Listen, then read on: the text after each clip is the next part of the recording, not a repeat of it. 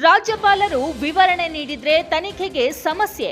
ತನಿಖಾಧಿಕಾರಿಗಳು ಇದರ ಬಗ್ಗೆ ಪರಿಶೀಲಿಸಬೇಕು. 17A ನಿಯಮದಲ್ಲಿ ಸಹಜ ನ್ಯಾಯ ಪಾಲಿಸಬೇಕಾಗಿಲ್ಲ. ಪಿಸಿ ಕಾಯ್ದೆಗೆ 17A ನಿಯಮ ಅಗತ್ಯವೇ ಇಲ್ಲ.